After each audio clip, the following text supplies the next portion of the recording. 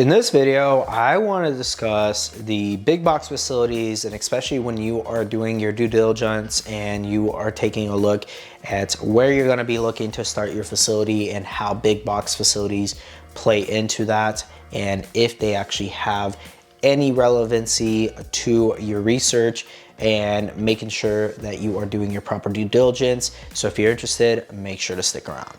What is going on, everyone? I hope you're all doing well. If you're new here, my name is Serge. Welcome to the channel. To all my reoccurring viewers, thank you so much for all the love and support that each and every single one of you have shown me. And if you have not yet, make sure to go check out the God Made podcast on most streaming platforms.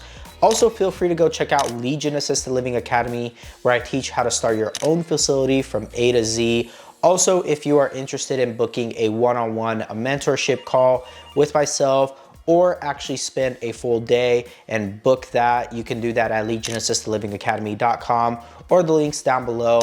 Also, if you are a passive investor or a limited partner who wants to invest into this space alongside Valley ALF Ventures, the syndication firm that I own and operate with my partner, feel free to do that as well. Or if you are looking to expand your operations and to multiple locations and are looking to partner, make sure to reach out to us at valleyalfventures@gmail.com. And if you are trying to do any type of placement in the Phoenix Metro Valley or looking for a loved one, feel free to reach out to us. And now that the housekeeping is all done, let's go ahead and jump into the topic of this video. Now, I did get a question from a subscriber in regards to big box facilities and if it actually makes sense to include them into your research of starting your own residential assisted living business, and how that actually all affects your research and your due diligence. So the question was, "Hi Serge, thanks for the information about location in the clip, but I'm confused when you said we shouldn't be worried about big box facilities such as Sunrise or Brookdale around the location, as I know their rate is a lot lower than our aims. Thanks, Serge."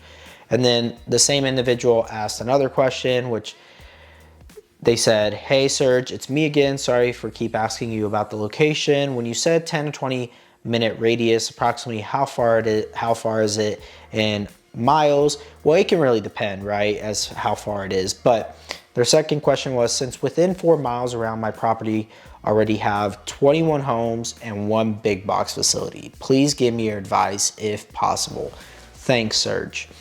So let's go ahead and talk about the first question that she asked of why you shouldn't be worried about big box facilities such as Sunrise or Brookdale around your home.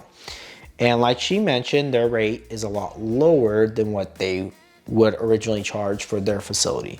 And so big box facilities operate completely different than residential assisted living businesses. Big box facilities, they operate based on volume. And so their rates are not going to be nowhere near what you are going to charge for more personalized care. Therefore, it's irrelevant. Their model is completely different than residential assisted livings. Not only that, but then skilled nursing facilities that are big skilled nursing facilities also offer different services than what you're gonna offer at your residential assisted living business. A lot of the big box facilities offer independent care or independent living care, and then skilled nursing facilities offer a lot higher end and actually nursing and medical services. Whereas residential assisted livings are right down the middle, right? You're most likely gonna have people who are transitioning from independent living to assisted living.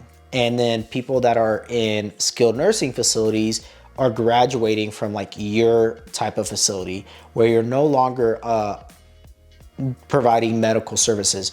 Once you are not able to provide non-medical services to your client, they have to go to a skilled nursing facility, right? Where they can actually be treated for certain conditions and issues that they're having that you cannot treat at your home, or have in-house doctors or hospices or home health come and service at your facility. So Skilled nursing facilities and independent living, these are the big box type facilities, and they provide completely different types of services. And that is where residential assisted living provides services to fill in that gap, right? And not only that, but the type of model that is within residential assisted living is completely different. And you're gonna be able to provide way better ratios as far as how many caregivers to residents are going to actually be taking care. In most big box facilities and independent living, they're most likely not going to have caregivers. They're going to just have individuals that bring them meals, take their linens, clean, laundry, etc.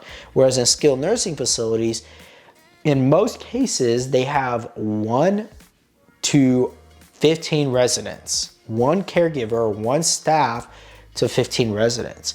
And that is really hard to provide high quality of care. And that is why a lot of families always try to find services within residential assisted living.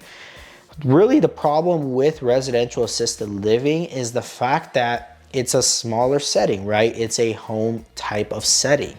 And therefore, it's harder for them to find a bed or a room for their loved one to be able to be placed in a residential assisted living. Now, things are changing, and there are starting to be a lot bigger facilities, which are now being called centers, assisted living centers, but they're not necessarily big boxes, right? They're providing beds anywhere from 16 to 30 beds, right? Those are considered like smaller centers, and they are able to kind of fill in that gap in the demand that is needed and that there is with residential assisted living. And so to answer that question, hopefully that makes a lot of sense of why you're not going to factor in the rates when you're doing your research and due diligence. Now, they went on to say how 10 to 20 minutes from your location. Reason why I say 10 to 20 minutes and not mileage is because most family members travel 10 to 30 minutes within where they live, right? So if they live 10 to 30 minutes away from your facility, that's where they want to be. They want to be as close as possible to their loved one to be able to visit, whether they're commuting from work or wherever they may be coming from, going and running errands. They can stop in, say hi, visit, etc.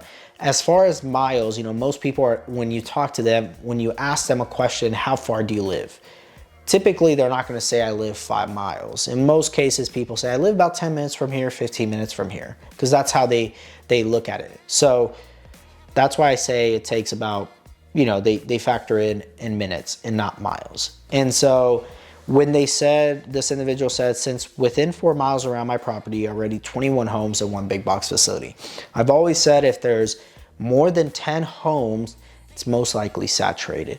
One thing I would pose, and I'm not saying that that's a bad thing that there's 21 homes, it's definitely a lot of homes, is looking at their vacancy rates, right? How vacant are they? Are they all full? Are they all charging $5,000 to $6,000, $7,000 a bed?